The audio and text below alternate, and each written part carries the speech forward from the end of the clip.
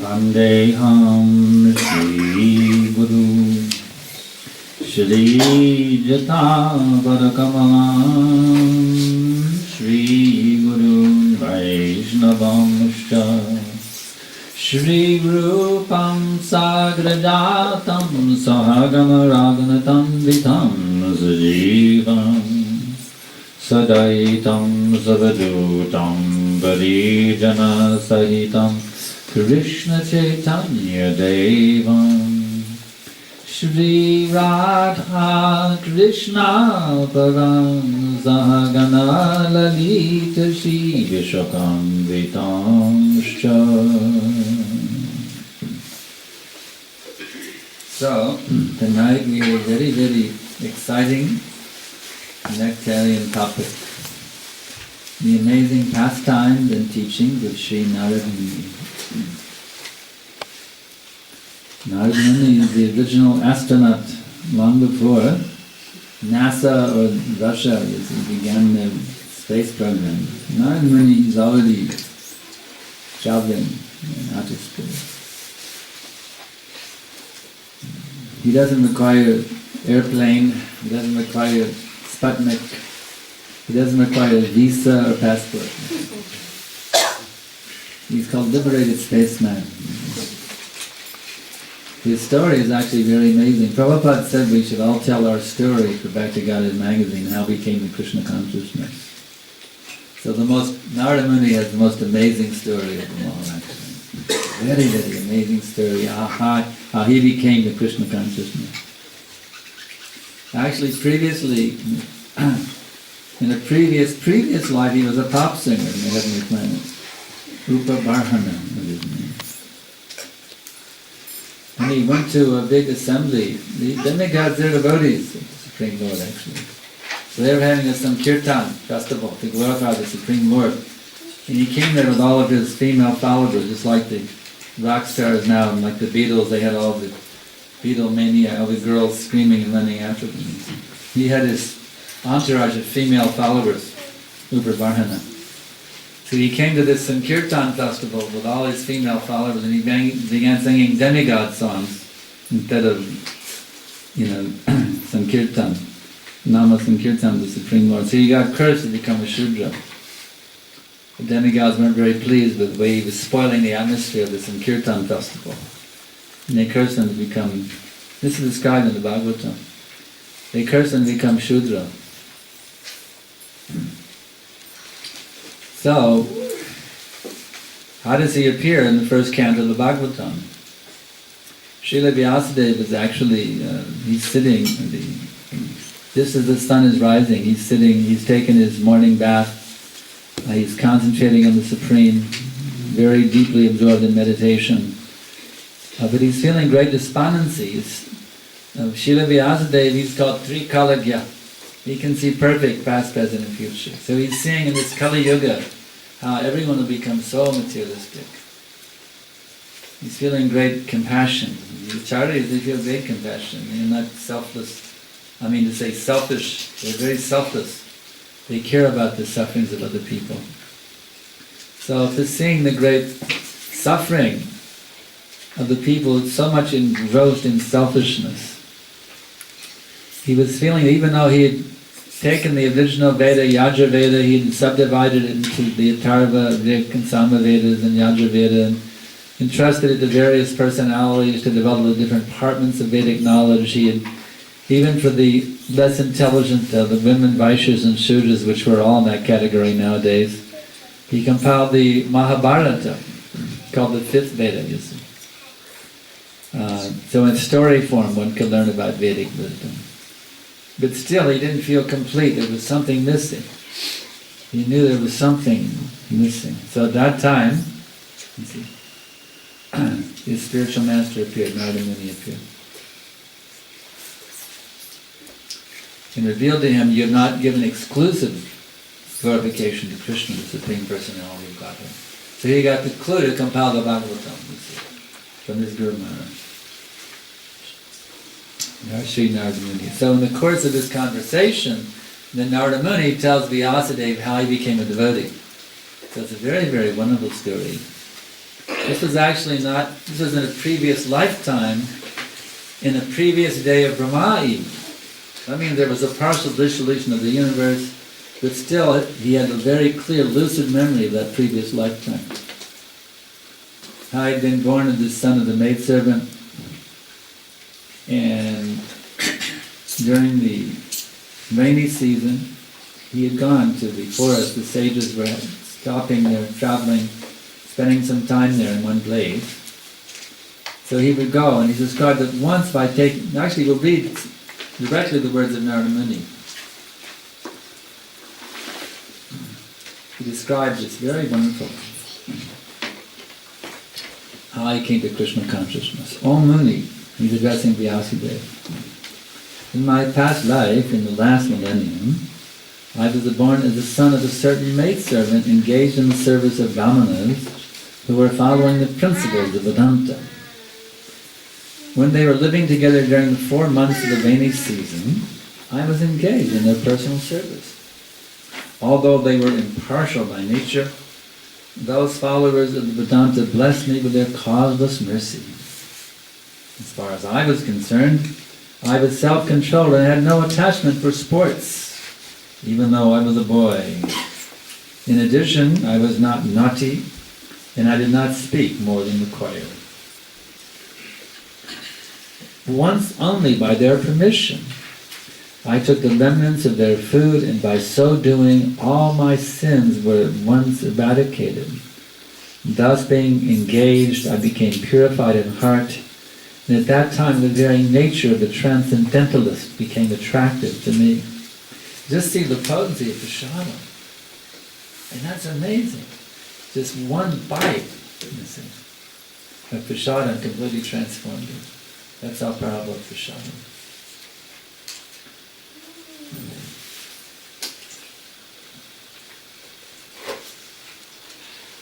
And he continues, O Vyasadeva, in that association, by the mercy of those great Vedantas, I could hear them describe the attractive activities of the Lord Krishna. And thus, listening attentively, my taste for hearing the personality of the personality of God has increased at every step. This is the great power of hearing about Krishna. If you take prasadam, just see the formula of Narada Muni. Take prasadam and then hear about Krishna. The prasadam purifies you, puts you in a pure state by taking prasadam, and then you hear about Krishna. And what is the result? In that purified state, if you hear about Krishna and you hear about the devotees of Krishna, you see, then your taste for hearing becomes multiplied times 10, times 100, times 1,000, times 10,000, times 100,000, times 1,000,000. In this way your taste, you see, Shraddha Ruchi, the taste for hearing just expands exponentially. And by that expansion of the taste for hearing, the mundane vasa, that taste for mundane sense gratification, just fades out, just fades away. You see. Even someone who is very much addicted to sinful activity, illicit sex, meat eating, intoxication and gambling, if they will take prasadam, like Narada Muni did, and they will hear the transcendental glories of Krishna and Krishna's pure devotees, and they will go on hearing, then the most amazing metamorphosis or transformation will take place. So this we can study in the life of Narada Muni, how he became a devotee. And we can follow in his footsteps. Well, I think I can take prasadam. I think I can handle that. And if there's some nice discourse going on about Krishna and his pure devotees, I would like to hear that, you see. Let me hear. Let me take prasadam and let me hear. In this way we can follow that golden road of unlimited devotion that Narada Muni has blazed through the wilderness of Kali. We can follow the Narada Muni Marg. And actually we are in his Sampradaya, you see. He is he is our spiritual master. We are in the Sampradaya of Narada Muni, you see. He is one of the chief acharyas in our Brahma Sampradaya. So we are actually his disciples. Great grand disciples. You see.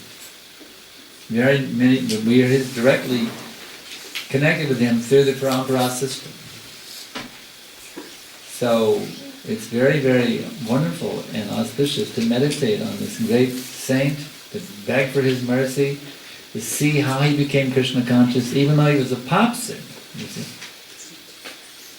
To see how he became the great liberated spaceman who can travel anywhere and everywhere at will to best the fallen souls with Krishna consciousness. So now we'll go to the next sloka. O great sage, as soon as I got a taste for the personality of Godhead, my attention to hear of the Lord was unflinching. And as my taste developed, I could realize that it was only in ignorance that I had accepted gross and subtle coverings, for both the Lord and I are transcendental. So how much do we realize that we're not our bodies, Prabhus and Maharajus? Let's see. How much do we realize it? Is it theoretical? Or do we actually experience our spiritual identities as we're sitting here and hearing about Narada Muni?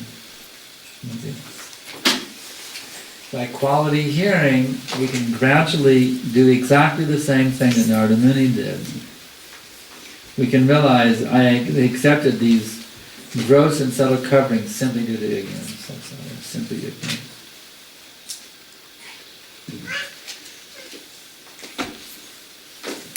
Next verse. Thus during 2 seasons.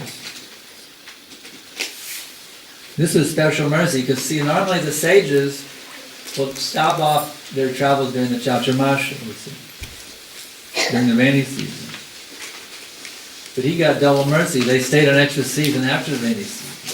That's really special mercy. Krishna arranged the sages stayed for the rainy season and the autumn season there. And they stayed for 2 seasons. Thus, during 2 seasons, the rainy season and autumn, I had the opportunity to hear those great-souled sages constantly chant the unadulterated glories of Lord Hare. As the flow of my devotional service began, the coverings of the modes of passion and ignorance vanished. So there's another hint for us, aspiring devotees. You see, now we're servants of our senses. We want to be devotees, don't we? We want to really be devotees of Krishna, not devotees of my tongue, my belly, and my genitals, like we are now. So we, just by hearing this wonderful narration, to see how he did it, how he became free, you see. He went on hearing the great-souled sages, who were constantly chanting the unadulterated glories of Lord Hare. In the flow of devotional service, this reminds us of a prayer by Kunti Devi. She's praying that this is the Ganges flows to the ocean. May the flow of her bhakti flow to Krishna's lotus feet. You see. So this is very nice, the flow of devotion. Remember back in the 60s there was a saying in the hippies that was, go with the flow. But there's 2 flows, you see. There's the flow of the senses and there's the flow of bhakti. So we would say, choose your flow carefully. Because you're going to flow. That's our nature we are flowers by nature. So which way are you going to flow? You see?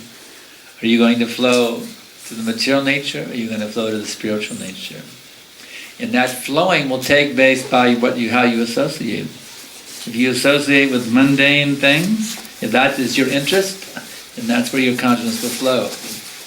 If you flow with Krishna and Krishna's devotees, Krishna Katha, Hare Katha, Kirtan, Prasadam, if you flow in that direction, then you're going to get the awakening of pure bhakti within your heart. Actually, we say reawakening, because actually you're already a pure devotee. Previously you were an eternal servant of Krishna in his transcendental kingdom. But as explained in the Prema Vivarta, Krishna Vaidar Mukha, when you turn your face away from Krishna, then you got Maya grabbed you and gave you a big slap. So now we're just getting back to our original position. This is not artificial, you see. To be Krishna conscious is not something artificial. Well, they're trying to impose something on me. Trying to convince me to join their cult. No. We're trying to convince you to quit the cult. Called the repetition of birth and death, and be your natural self again. You're a brainwashed cult member, you see. You've been brainwashed by the material society to think, I am male, I am female. What do you mean I've been brainwashed? Yes, you were. When you came out of the womb, they said, oh, it's a boy, it's a girl. It's the first thing you heard. Look, it's a boy, it's a girl. You were brainwashed from the very beginning to misidentify with a gross lump of matter. So now, come out of the brainwashed cult of the material society. Come back to your liberated position. This is called the Krishna consciousness movement, following the footsteps of Srila Narada Muni. Next verse.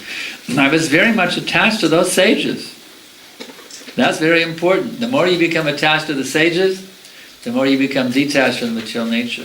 The more you become attached to the sages, automatically, because they are fully connected with Krishna, the more you're attached to the sages, the more you become attached to Krishna automatically. Even though we can't see Krishna directly, we see the deity, we see the painting, but you can see the sages.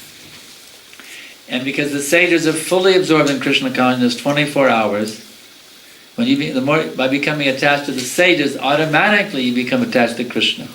That's how Prabhupada got us all, you see. We didn't know who was Krishna, but we knew who was Prabhupada, you see. And because of that attachment to Prabhupada, we become very attached to Krishna. So I was very much attached to those sages. I was gentle in behavior, and all my sins were eradicated in their service. Just see the potency of Vaishnava Seva. Doesn't matter how sinful we may have been. We may have been Jugai and Madai, murderers and rapists even, you see.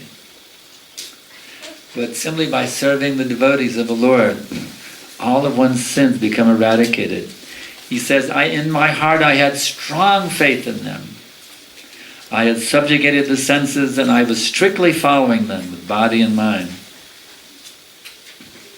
As they were leaving, those Bhakti Vedantas, oh, isn't that wonderful? They were called Bhakti Vedantas. We have our Bhakti Vedanta also, you see. Just like Narada Muni had his Bhakti Vedantas, we have our Bhakti Vedantas. Srila Prabhupada ki jai. You see, by getting connected with Prabhupada, it's so wonderful thing. It's so wonderful thing. Just by that moment's contact with Prabhupada. Even one moment's contact with Prabhupada, you see, you can get unlimited mercy. So as they were leaving, those Bhaktivedantas who were very kind to poor-hearted souls instructed me in that most confidential subject, which is instructive of the personality of Godhead Himself. In other words, the sages, the great souled sages don't give you something different. They simply give you exactly what Krishna says, that's all. They don't invent some new modern teaching.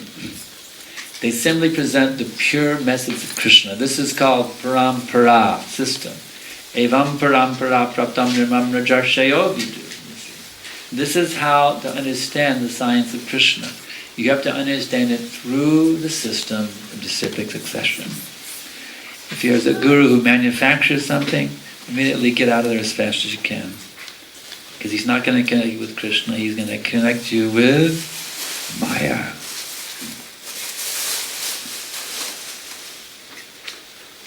Next verse. By that confidential knowledge, I could understand clearly the influence of the energy of Lord Sri Krishna, the creator, maintainer, and annihilator of everything, by knowing that one can return to Him and personally meet Him.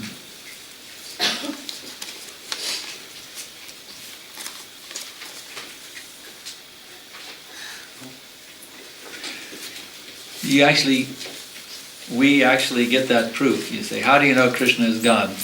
Well, we'll get solid evidence just by following this process. We'll be able to meet Him directly. That's coming for anyone who follows this pathway with full sincerity, as given by Prabhupada in his books. What is the system of bhakti? Anybody who follows these teachings given by Prabhupada will have that wonderful moment when they will personally meet Krishna face to face. And Prabhupada wants each one of us to come. As I've many times quoted, Prabhupada told me personally, now you just qualify yourself to see Krishna face to face. So this is a process that we're doing right now. It's not just some religious organization, it's not just some spiritual social club, or some program for becoming pious. This is a program of how you can become personally qualified to meet God. That's what we're teaching here. This is the science of how you can become qualified to personally meet God. Next verse. O Brahmana Vyasadeva, it is decided by the learned that the best remedial measure for removing all troubles and miseries is to dedicate one's activities to the service of the Supreme Personality of Godhead, Sri Krishna. O good soul, does not a thing applied therapeutically cure a disease which was caused by that very same thing? Thus, when all a man's activities are dedicated to the service of the Lord, those very activities which cause his perpetual bondage become the destroyer of the tree of work.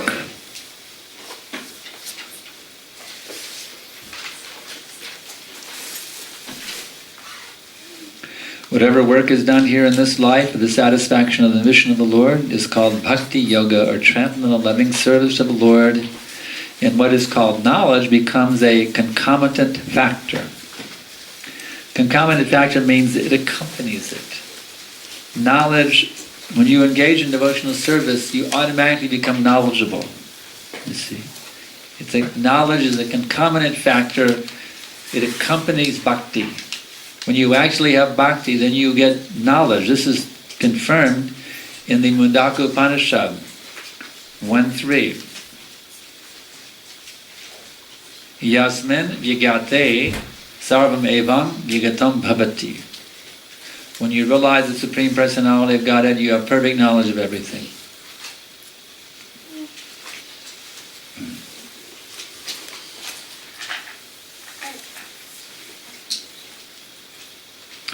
While performing duties according to the order of Sri Krishna, the Supreme Personality of Godhead, one constantly remembers Him, His name, and His qualities. Let us all chant the glories of Vasudeva along with His plenary expansions, Prajimna, Aniruddha, and Sankarshan. Thus He is the actual seer who worships in the form of transcendental sound representation the Supreme Personality of Godhead Vishnu, who has no material form. O Brahmana, thus by the Supreme Lord Krishna I was endowed first with the transcendental knowledge of the Lord as inculcated in the confidential parts of the Vedas, then with the spiritual opulences, and then with His intimate loving service.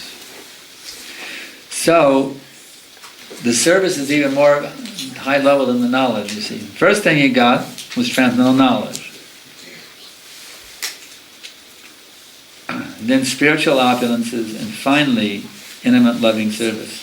So that's the perfection. Just like it's described that a Vaishnava has all mystic powers. But that's not a very important thing.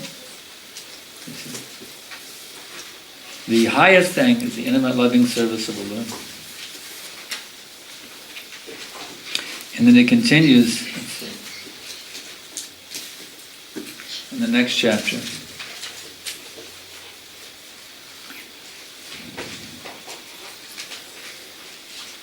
Shri Vyasadeva said, What did you do, Narada, after the departure of the great sages, who had instructed you in scientific transcendental knowledge before the beginning of your present birth? O son of a Brahmin, how did you pass your life after initiation, and how did you attain this body, having quit your old one in due course? O great sage, time annihilates everything in due course, so how is it that this subject matter which happened prior to this day of Brahma is still fresh in your memory, undisturbed by time? It's interesting, Prabhupada used this very example in one letter that I happened to read when I was in Vrindavan one time.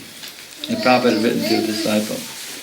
Prabhupada said that after you go back to devotee, wonder if you will remember our activities, our devotional activities we're doing now. Will we remember them when we go back to Godhead? Will this all be forgotten? The things Prabhupada said, we will remember them. when you go back to Godhead, you remember your devotional activities just as Narada Muni was able to remember. We will also be able to remember. And Prabhupada actually told us that we'll have another ISKCON in the spiritual world. I was thinking, what it'd be like, it would be amazing. Everybody's in their rasa, gopis, gopas, calves, cows, but we all know, there's an ISKCON cow, there's an ISKCON gopi, there's an ISKCON gopa. Be able to recognize all the ISKCONers. When we get back to the Goloka, it's pretty interesting, Well, there's my spiritual master, there's one of the GBCs, it'd be interesting. I mean, it can be very, very exciting to go back to Godhead. So, whatever we have to do, whatever austerities we have to do of giving up illicit sex, meat eating, intoxication, and gambling, chanting those rounds every day without fail, eating only prasadam, whatever austerities we have to do, rising early, putting on tilak, whatever austerities we have to do, it's worth it. Every bit of it is worth it. So don't hesitate to dive into this process thinking it's too difficult. The reward is unlimited. It's absolutely unlimited. Just like Bill Gates said, if you find yourself at the right time, right place at the right time, then take massive action. So the right place is here, The lotus feet of Prabhupada in the Krishna consciousness movement. The right time is here now, The greatest acharya in the history of the universe has come and he's planted the seed of bhakti in the form of this Krishna consciousness movement. So now what to do? Just dive into it completely. Dive completely into this Krishna consciousness process. And you become more successful than Bill Gates, His success is here today, gone tomorrow.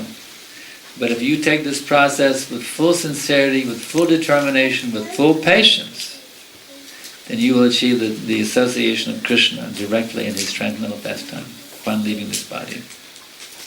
And you can even achieve it before that. That's pretty amazing. You don't have to wait for death. Prabhupada says in one purport, generally we think that liberation is at death, but actually, even before death, he says, if you follow in the footsteps of Prabhu Maharaj, you'll be liberated even before you leave your body. So you don't have to wait for death. Great sages, as Narada Muni, he saw Krishna even within his present body. Not that he had to wait to go back to, he actually saw Krishna while he was still in his material body. We'll read that in a few minutes. So, chant sincerely. We have to chant sincerely. Follow these processes very sincerely. And the results that we can achieve are absolutely inconceivable.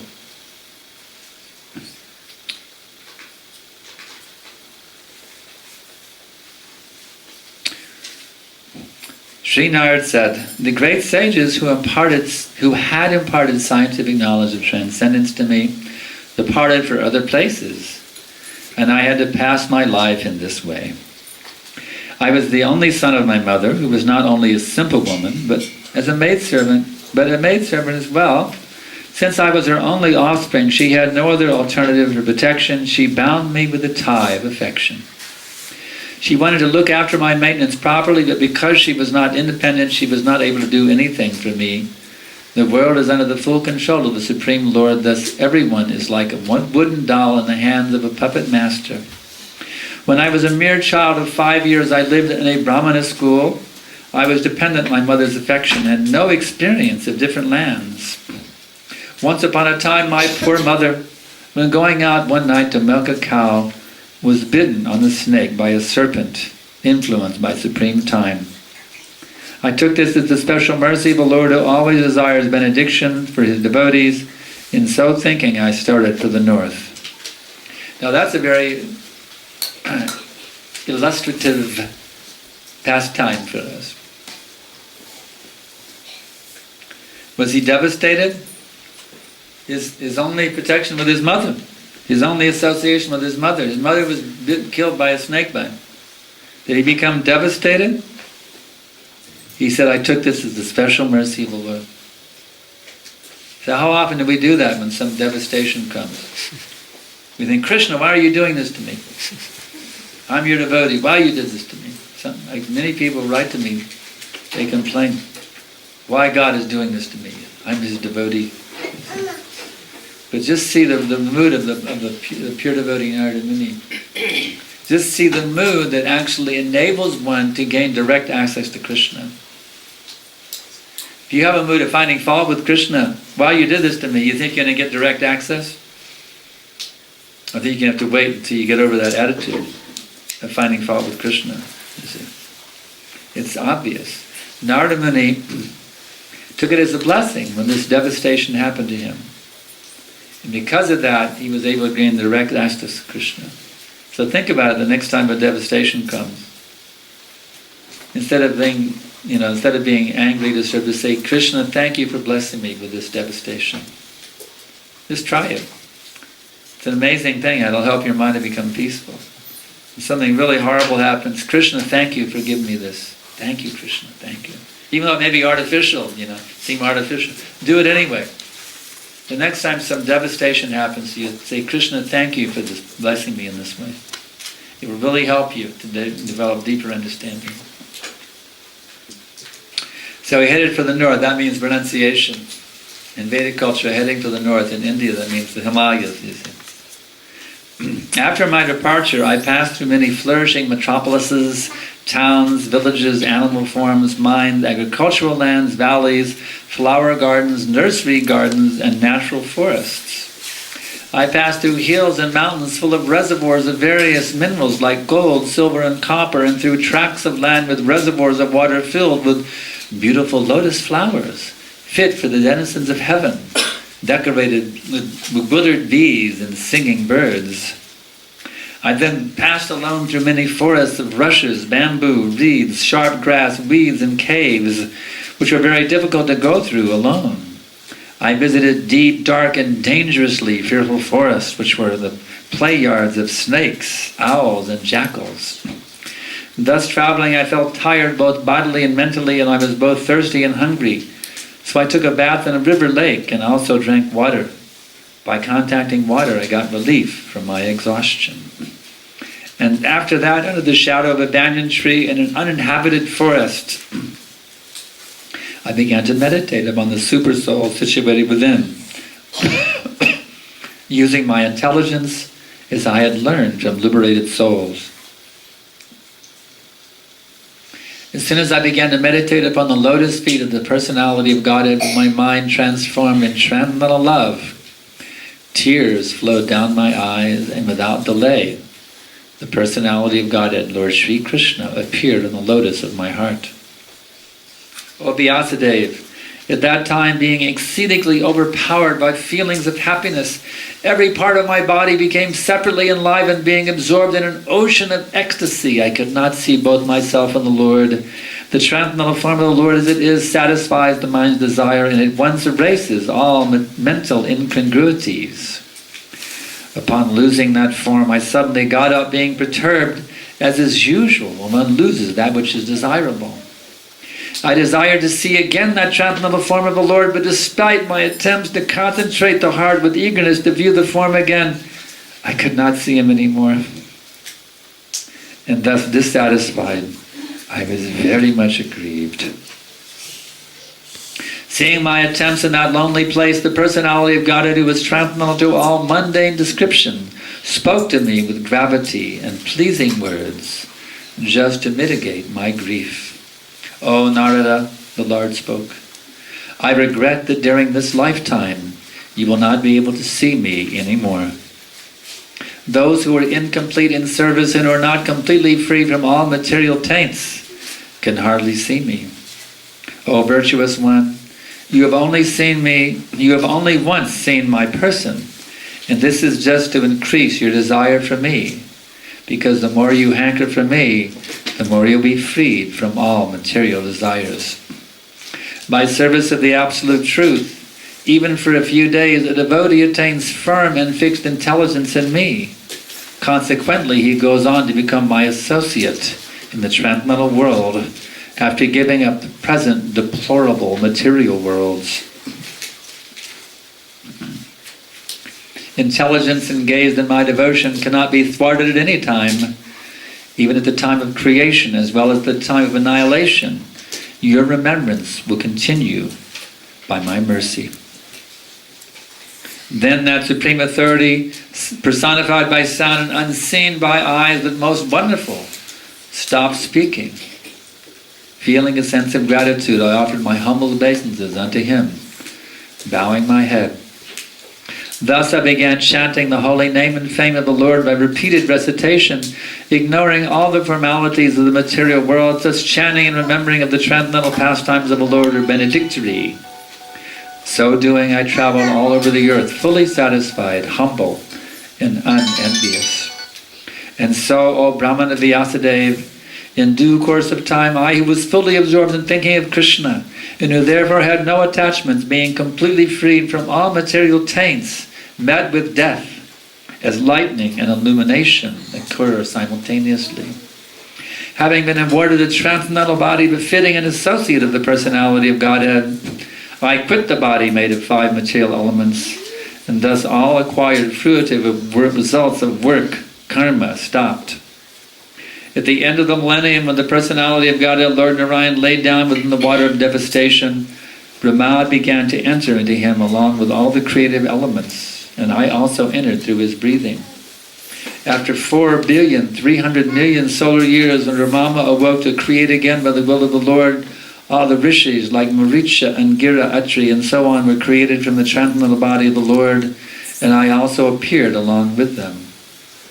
Since then, by the grace of the Almighty Vishnu, I travel everywhere without restriction, both in the transcendental world and in the 3 divisions of the material world. This is because I am fixed in unbroken devotional service to the Lord.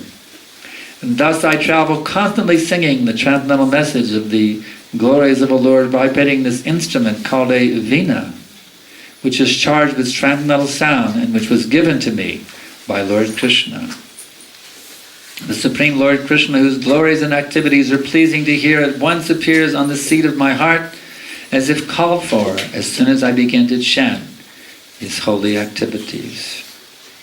It is personally experienced by me that those who are always full of cares and anxieties due to desiring the contact of the senses with their objects can cross the ocean of nescience on a most suitable boat, the constant chanting of the transcendental activities of the personality of Godhead. It is true that by practicing restraint of the senses by the yoga system, one can get relief from the disturbance of desire and lust, but this is not sufficient to give satisfaction to the soul, for this satisfaction is derived from devotional service to the personality of Godhead. O Vyasadeva, you are freed from all sins. Thus I've explained my birth and activities for self-realization as you have asked. All this will be conducive to your personal satisfaction also. So, pretty amazing. Pretty amazing. He got the darshan of Krishna, but only once, just to increase his hankering. This is called Vipralamba, to serve Krishna in separation.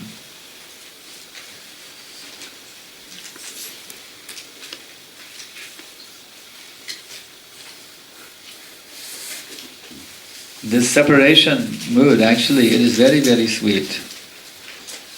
It's bittersweet. One time Prabhupada wrote a letter to a disciple who was feeling separation from Prabhupada. He said that feeling of separation from the spiritual master is more tasty than actually meeting him. So this increases the feeling of love. Just like in the material world, a boy loves a girl and they have nice dealings with each other. But when they're separated for some reason, for some time, and they're writing letters back and forth, you see, the intensity of love expressed in those emails is more intense than though they would say when they were face to face. So actually that separation increases the feeling of love, that separation. So Krishna blessed Narada Muni by giving him the darshan and then withdrawing himself. So we can understand Prabhupada did the same thing. Prabhupada has blessed us by that separation. And also Krishna did the same thing with the Vijayavasis. The gopis' love increased exponentially when Krishna left from Vrindavan.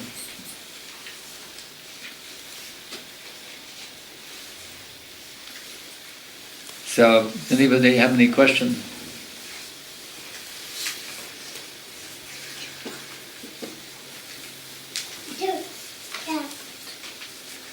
Can I deviate a little bit? Yes.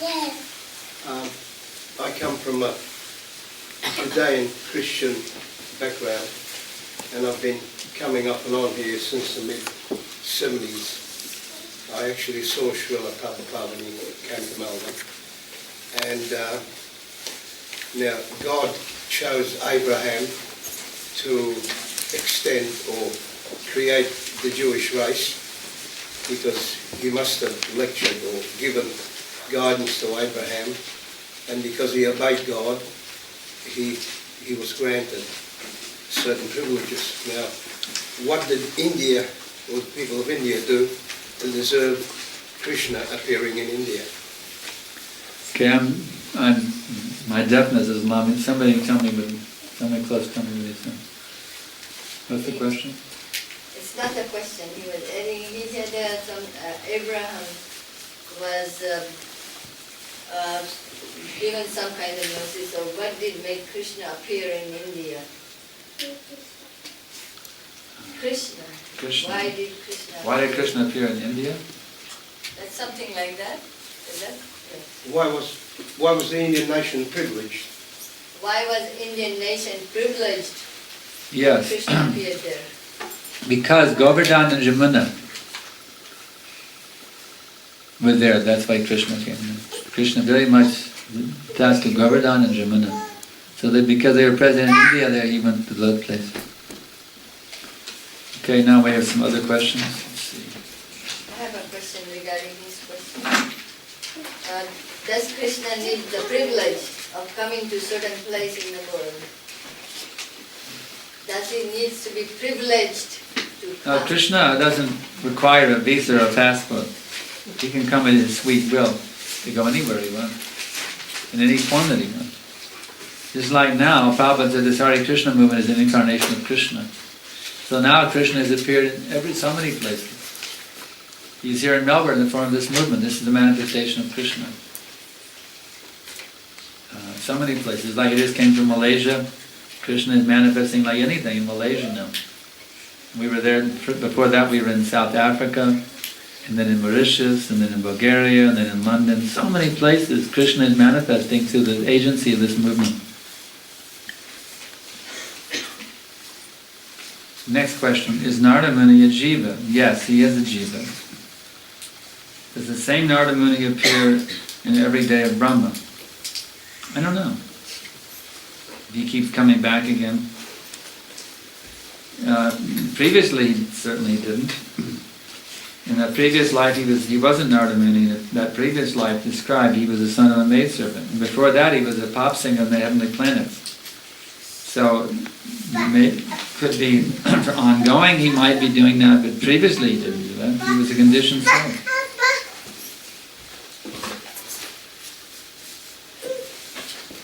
How he gets such... Narada Muni was just a singer in a previous life. How he got such association of pure devotees in the next life. I don't know who cursed him, but when you're cursed by a great sage, it's actually also a benediction. Just like Nadu, Kavera, and Manigriva, they were cursed to become trees by Narada Muni. But by that curse, they got Krishna's association. So to be cursed by a great sage, of course that's not our position to curse. We don't have the power to curse. But in the Vedic times, the Brahmanas were so powerful, they could speak one word and nothing could stop it from happening. Even the son of a Brahmana could utter some words and that would have to happen. Whatever they say would happen. That son of Shamaka Rishi, Shringi, seemed to be the son of a Brahmana. He said that Maharaj Pariksha will be killed in 7 days by a snake bird, and Prabhupada said the curse could not be withdrawn.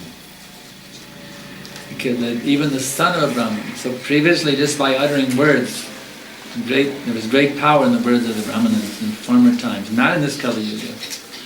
But in former times, any word a Brahman speaks, it would come true. Whatever he said would happen. So, whatever curse he was given, it would turn out to be the greatest benediction for him. So he got such association of pure devotees in the next life as the son of a maid servant. How he progressed so fast in spiritual life by the mercy of the great sages. That's how. Because he was blessed by those great sages. He got very rapid advancement in Krishna consciousness. Sadhu Sangha Sarva Siddhi Hoy Sadhu Sangha Lavamatra Marisi. How's that? Sadhu Sangha I'm just not forgetting it. I can't hear well enough to hear. Okay. It says that by one moment's association with the devotee, one can achieve all perfection. Lavamatra Sarvasanga Sarvasiti. Harisanga Sarisanga Sharva Shastrikai Sarvasanga Lavamatra Sarvasiti Hoy. Yes. By one moment's association with a great saintly person, one can achieve all perfection. So it doesn't take a lot, you see. Even one moment's association gives you the seed of spiritual perfection. And the key is you have to take that seed and do something with it. If you hear, even for one moment, a great saintly person speaking, through your ears, the seed of bhakti is now entered your heart. Now what will you do with that seed? If you plant a seed in your garden and you don't water it and you don't weed the garden, what will happen? The seed will die. But if you water that seed regularly and you weed the garden carefully, then that seed will grow into a seedling, it will go into a full-blown plant, and the fruit will come from that plant. So the fruit is love of God. You see, that is the fruit. So if you hear from a great saint, understand you've achieved the ultimate blessing. Now take advantage of it. Regularly chant Hare Krishna mantra. Hare Krishna, Krishna Krishna, Hare Hare, Hare Rama, Rama Rama, Hare Hare. And keep the weeds out of the garden. Illicit sex, meat eating, intoxication, gambling, and then Prabhupada also mentions build a strong fence around the garden to keep out the mad elephant known as offending a Vaishnava. You see. If you will do this, then you'll make very rapid advancement. Some more questions? There's another one here? Okay. What is the meaning of Bhakti Vedantas? In what respect the spiritual master is different from Bhakti Vedantas? In what way is the spiritual master the same as Bhakti? Right? Spiritual master means Bhakti Vedanta. That is the meaning. If he is not a Bhakti Vedanta, he is not a spiritual master. Actually, Prabhupada, through the Bhakti Shastri, there's a degree, Bhakti Vedanta degree. Prabhupada wanted us all to inherit the title Bhakti Vedanta, actually. That's what he said, to continue the disciplic succession. He wanted us to all inherit this Bhakti Vedanta title. So actually, Bhakti Vedanta means spiritual master, one who has understood the Vedic conclusion, as stated in Madhaka Upanishad, Shrotyam Brahmanishtam. Shrotyam, that's Vedanta, Brahmanishtam, that is Bhakti. So that is the qualification to be a spiritual master. Shrotyam Brahmanishtam. He must have Vedanta, he must have Bhakti.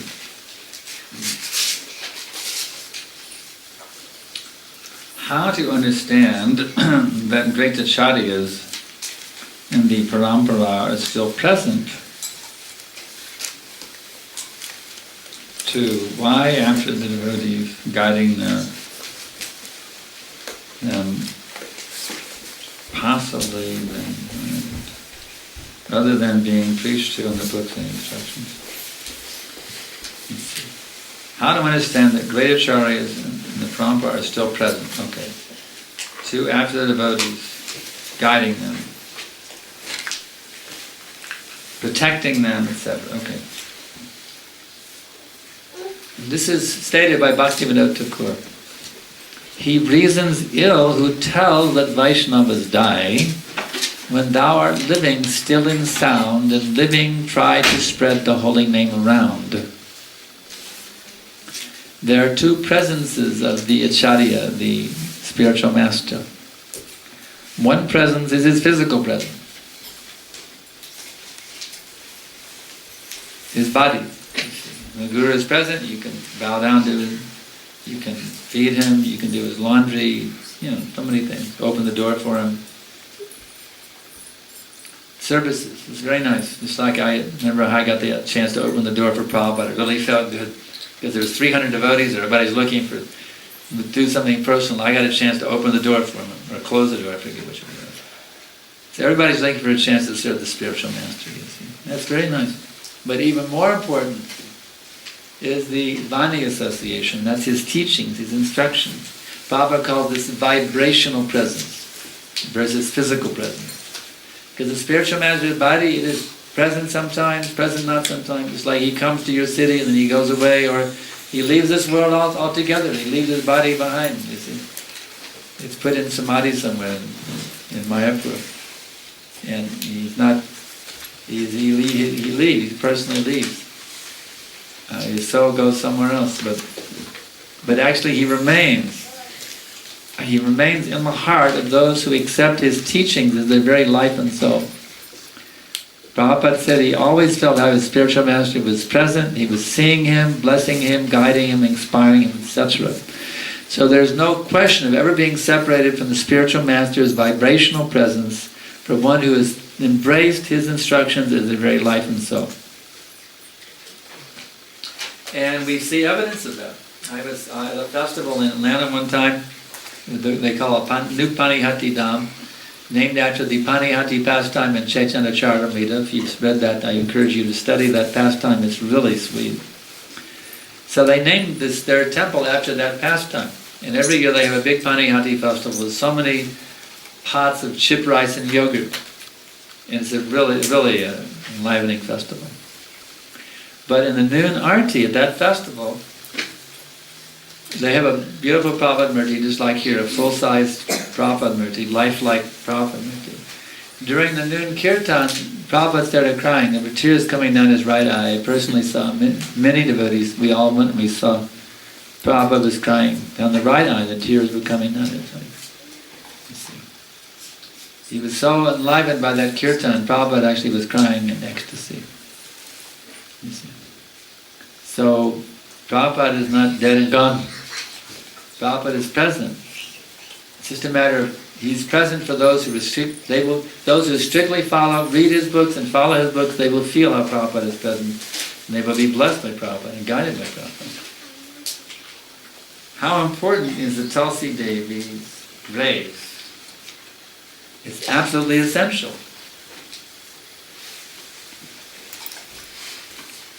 I was just informed that there was one rascal commentator who said it's better to plant eggplant than it is to plant Tulsi Devi.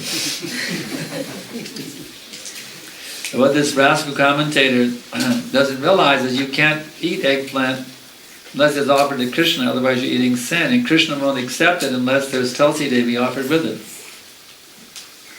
So this rascal said better just to plant eggplant instead of Tulsi. It's better to plant eggplant and Tulsi. Then you're safe. If you eat eggplant with no Tulsi, it means he's not offering it to Krishna and he's eating sin. Whether he's eating egg or eggplant, it's sin, you see, if it's not offered. So Tulsi Devi is very important. She's so dear to Krishna, he will not accept your offering unless there is Tulsi leaf. So we can understand how dear is this great devotee, Tulsi Devi. So we worship her every day and pray for her mercy. What would be examples of keeping a strong friend around the garden of bhakti? It's very simple. To be very careful never to offend the Vaishnava. And how do you do that? You always be respectful to every Vaishnava, even if there's some difference of opinion. Prabhupada said amongst devotees, differences of opinion are spiritual. They're not material. So even though there's a difference of opinion, you think, well, they're thinking to serve Krishna in this way, I'm thinking in that way, but we're all thinking how to serve Krishna. So the fence means if you'll always respect devotees, every devotee, the advanced devotees, the intermediate and the neophytes, and those who are even just, not even a neophyte devotee yet. Even a little ant is respectable by a Vaishnava. You see.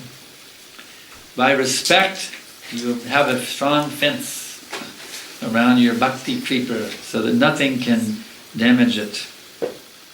If for some reason the disciple fails to attain Krishna, does the spiritual master come back again to take the disciple back to Krishna? Prabhupada said yes.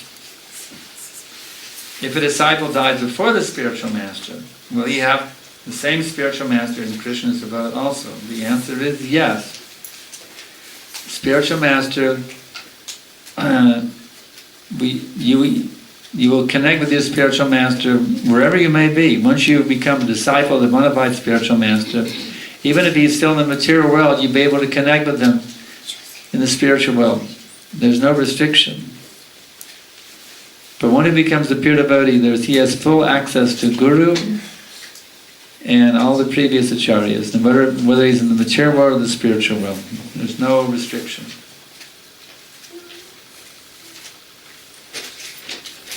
What could be the reason?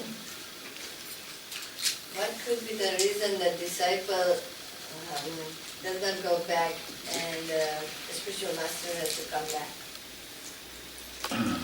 What could be the reason? Material attachment.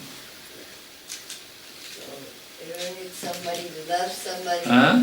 If somebody loves, wouldn't they give up the other attachment and have the loving attachment? Well, yes.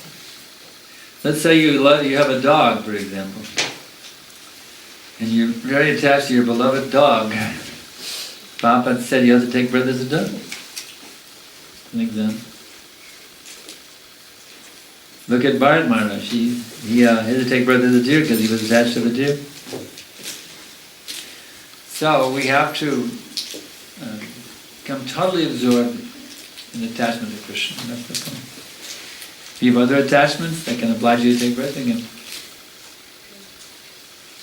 If you're attached to your house, oh, I have this very nice house. I'm very attached to it. Well, you can come back as a cockroach in your house. So it's very important that we are detached from all these things, and we only attach to Krishna.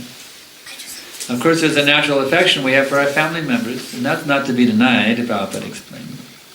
But we should offer that affection in the service of Krishna, and that will purify us. I'm attached to my wife, it's all right. Use your attachment in making sure that she goes back to Godhead. You see, you're attached to your children, no problem. Use that attachment to make sure your children go back to Godhead, and that is properly utilizing your attachment. But don't think that your family is limited to your wife and children and your mother and father and your aunts and uncles and your cousins. That's mundane conception. Your family is all living entities, because we are all the children of Krishna. He's our Father. Therefore, kindly embrace the broad vision of the universal family, because that's our actual family, all living entities throughout the whole existence. We are all one family. So you love your family members and make the world Krishna conscious. Prabhupada said that is the only anxiety of the spiritual master, how to make every single person in the entire world Krishna conscious. That's the only anxiety a spiritual master has, how to make the whole world Krishna conscious. So that's the mood that Prabhupada wants us to develop, the greater family attachment, you see. Prabhupada said, told us, the American devotees, he said, if you have any feeling for your countrymen, then save them. He said, they are dying. So do you love your fellow Aussies? You feel an attachment for your Aussie brothers and sisters, you see? And deliver them, make them Krishna conscious. Make Australia a Krishna conscious country, you see. That is true Australian patriotism, you see. It's like in America, we were trained to be patriotic growing up, hearing the national anthem. Every baseball game, they play the national anthem. Oh, say, can you see? You develop this emotion. We're trained to be emotional, get teary-eyed, when you hear the national anthem. We're trained to be and have that nationalistic mood, O say, does that star-spangled banner yet wave over the land of the free and the home of the brave? We were trained like that, you know? That's how we were trained. So Prabhupada took that emotion that we were trained, and he didn't deny it. He said, now use that emotion to deliver them.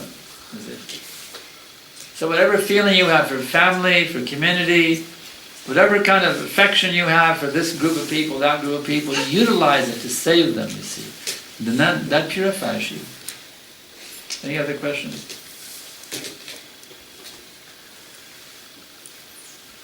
Okay, so anybody who'd like to get more nectar, we have, you can get on the internet and go to www.joincourse.com or backtohome.com. Both of them work. Joincourse.com or backtohome.com. You get on my free e-course. And every day you'll get nectar in your email. Yeah? What is the ongoing schedule? It's on the bulletin board outside. I'm giving a lecture every night. And I'm giving Bhagavatam class every morning. I'm here for about a week. So please come and let's go deeper and deeper together into this nectarian ocean of Krishna Katha. I'm so happy you all come tonight. You've been a fantastic audience. You've been hearing very nicely, and that's encouraged me greatly as a speaker to see that everybody is really enlivened by this, by the hearing the glories of the greatest Vaishnava, Sri Narada Muni, the liberated spaceman. Srila Narada Muni ki jai, Srila Prabhupada ki jai.